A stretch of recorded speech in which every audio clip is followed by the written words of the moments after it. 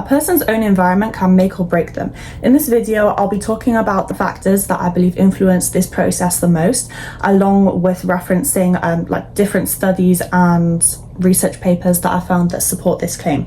The spaces that you spend time in. Stanford University has done a study on crowd mentality, or more better known as pack mentality. The way that this works is you will find that there is a group of people, and maybe one or two people within that group, they would not usually make the same decision that other people in the group would be making if they were just in an individual, they were just by themselves. But then because they're in the group, they feel more anonymous with there being lots of people around them. So they will make a decision, the same decision that they see other people around them making, even if that decision does not align with their original, the things that they think about the world, the things that they think are right or wrong.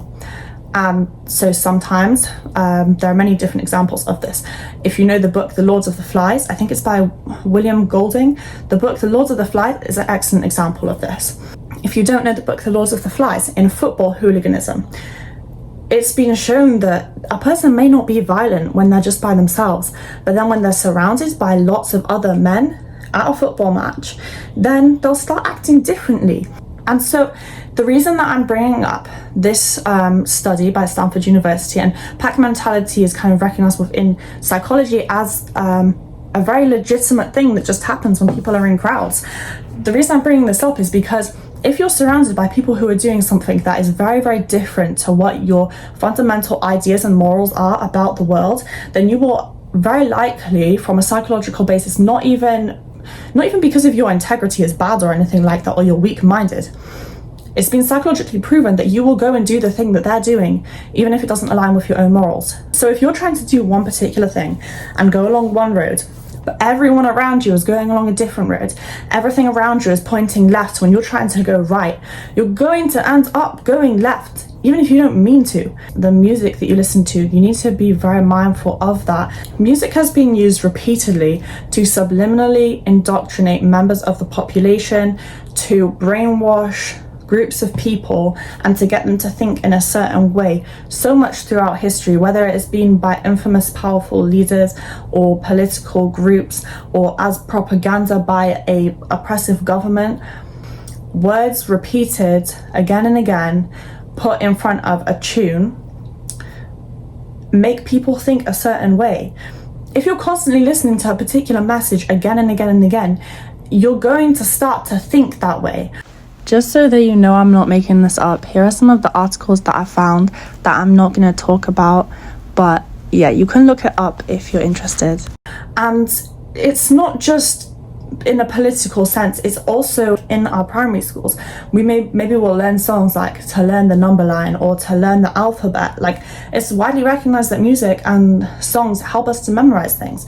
It also has an impact on us spiritually. In church, we sing to praise the Lord. In praise worship, you're singing and you're worshiping, it's really powerful. So to think and to have the idea that it's just a song is too ignorant for the way that we're living right now, because if it was just a song, then music would not have been used as a tool by powerful people in the past to get people to think in a certain way, to get people to start conforming to their own ideologies. So I'm not necessarily saying there's a particular agenda being pushed or anything like that, but I am saying that there is a lot of power in what music you're deciding to put into your brain, what messages you're deciding to play into and to drill into your head. Is that aligning with the person that you want to be? If you're continuously listening to violent music, but you're trying to live a peaceful lifestyle, that feels contradictory. Yeah, think about what music you're sending to your brain.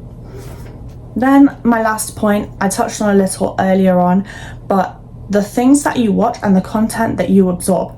There are several studies done by the National Institute of Health and the National Library of Medicine, found on both of these websites, about how overexposure to technology, or just exposure to technology for a long period of time, for young children can be detrimental to their cognitive brain development, to their attention span, to their concentration. It's just not good for them.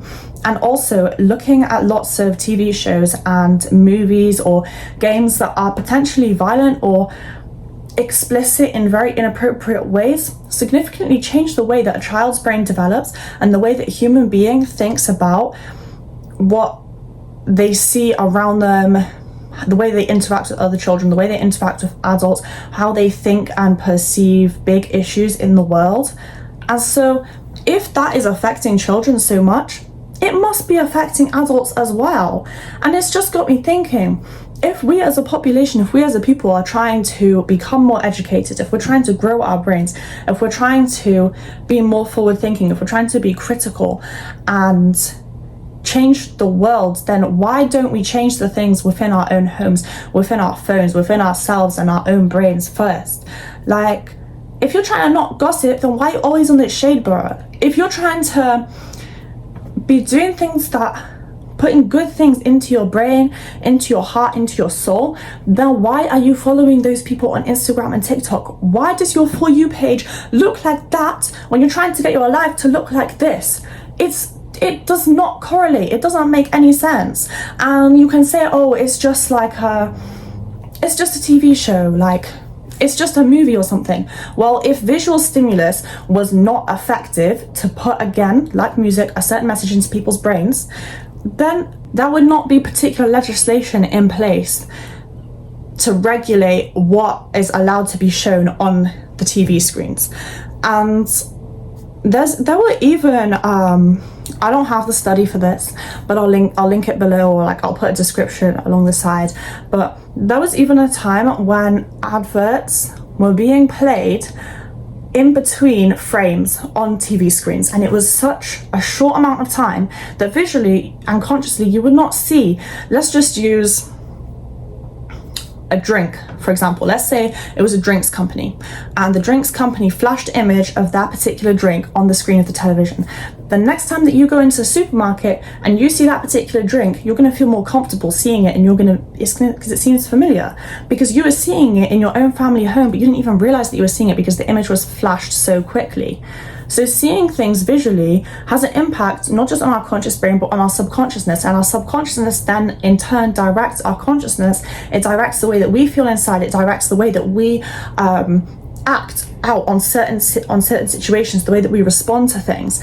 And so if we're listening to music and watching things on TV that do not reflect who we want to be and what we want from our lives, then we're more likely to go into that direction of what we're exposing ourselves to. You will become your surroundings, and that's why they make or break you. Because if you're around surroundings that align with your path, you'll keep going along it.